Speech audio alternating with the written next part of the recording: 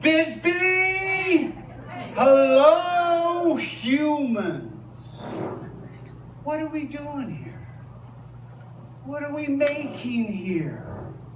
Across the booming pages of history, visions emerge. What we have left behind, where we are going. And this is the moment.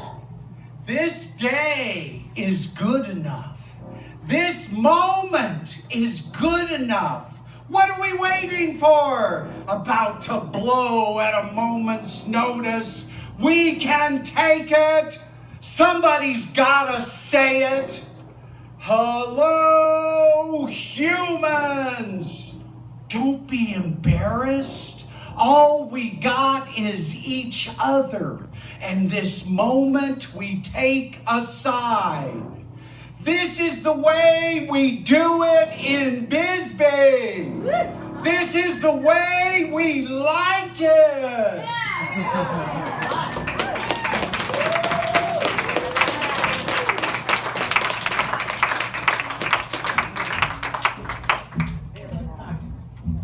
Is it hot enough for you? If at any point I might just decide to like shut down the AC and throw up the windows, just to see if that works better. But for now, we'll keep trying with the AC, all right? Both is good. All right. So thanks for coming tonight. Yeah, thanks for coming. It's July 12th. And you know how important that is. I just wanted to say that we have more coming up here at Central School and over at the Bisbee Royale. On Friday night is my opening for the Undesirables. So that'll be fun.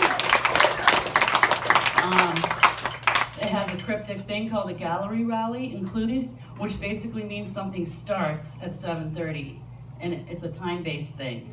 I don't want to say, and so be here, and that will run, and come early and leave late. And on Saturday, we have the symposium at the Bisbee Royale. There's posters everywhere. It's basically 10 to 3. There'll be lunch break in there, and there's always like beer and food that you can get at the Royale. We have an amazing lineup of guests, but I'm not going to go into it. You can look at a poster. Tonight we have a couple of special guests I just want to mention. Becky Burkett is here, and she's a poet and a writer. She's down here from ASU, and her father wrote like one of the go-to books about the deportation. Forging the Copper. Yes, exactly. That's it. And so it's the first book I picked up 15 years ago when I moved here, and we also have Jonathan Rosenblum here, who wrote The Copper Crucible, which is the go-to book for. He wrote, this was published, I believe, in '95, but he really covers the entire, focusing a little bit on the strike of the 1983 Morenci-Clifton. His book is an amazing source of really understanding the industry and labor and how Arizona and this area in particular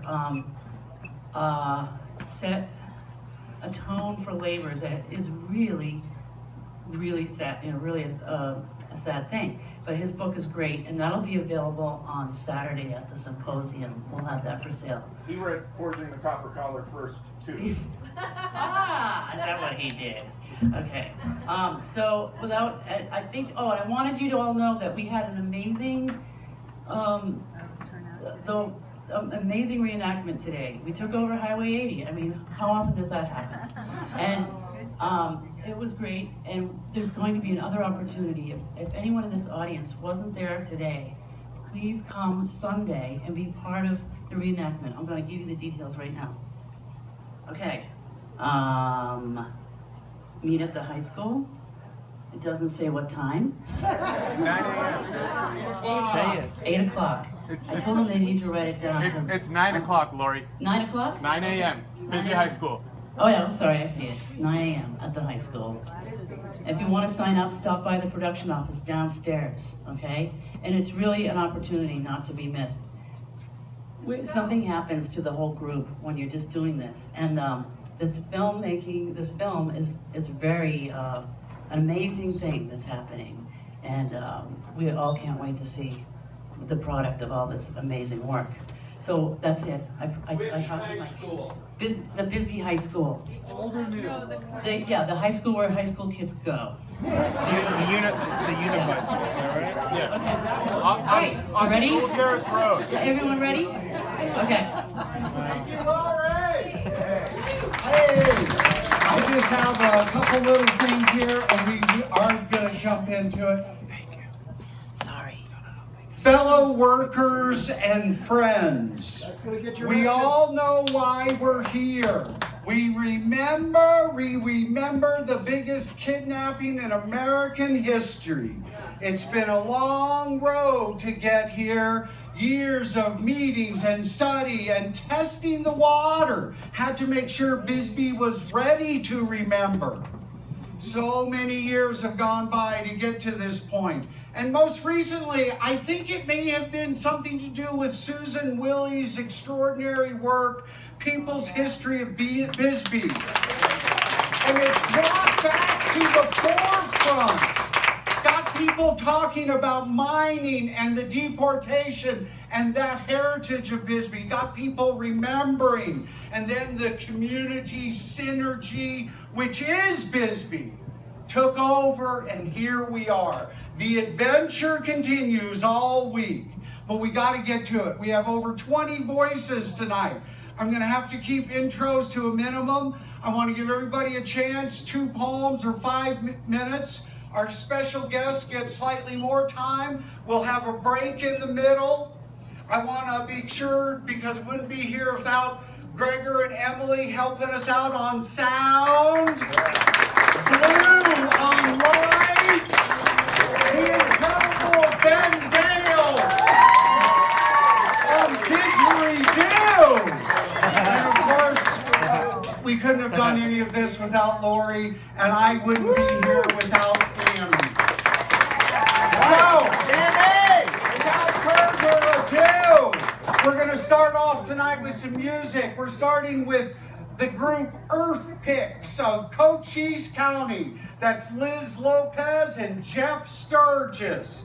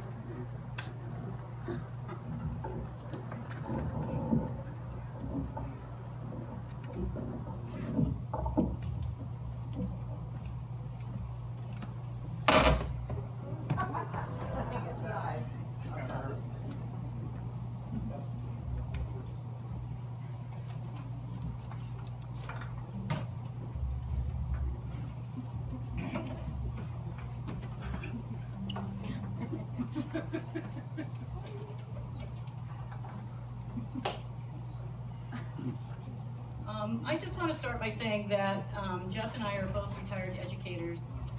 I grew up in Bisbee when it was a mining town, the daughter of a family of miners, and the deportation was always a very haunting story to me when I was growing up.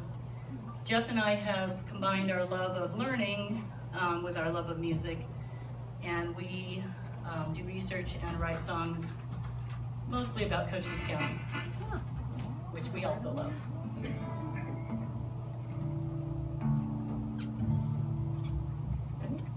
I think so.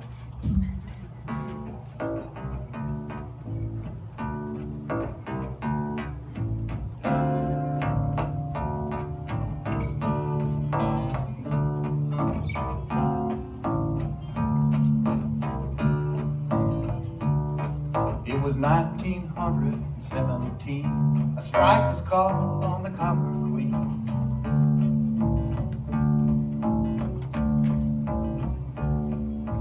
Bisbee miners tried to organize to get a share of the copper prize.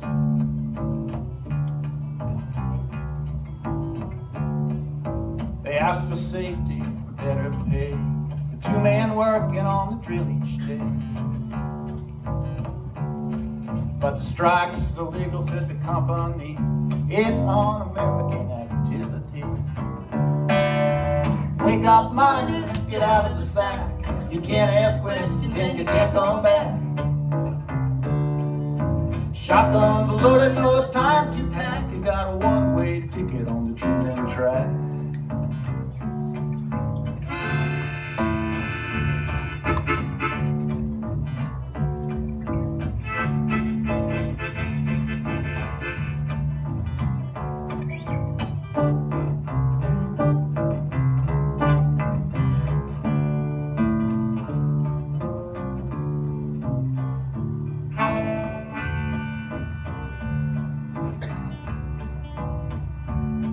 Well, the county sheriff, the company, they held a vigilante conspiracy. They armed a posse, they kidnapped men, held in a ballpark like a cattle pen. They seized the telegraph, the telephone, though the company bosses didn't want to know that the forced the miners on a cattle train, never to see their homes again. Wake up, miners, get out of the sack. You can't ask questions and you can't come back. Shotguns are loaded, no time to pack. You got a one-way ticket on the trees and track.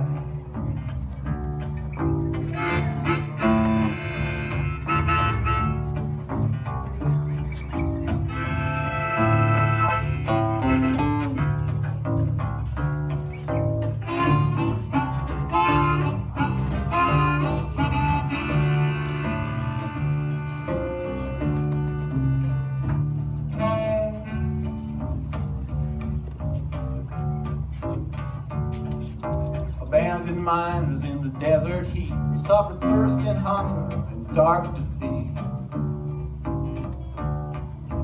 Company profits took priority over rights and freedom and humanity. It was 1917, a strike was called on the Copper Queen, when the county sheriff and the company turned Bisbee miners into deportees.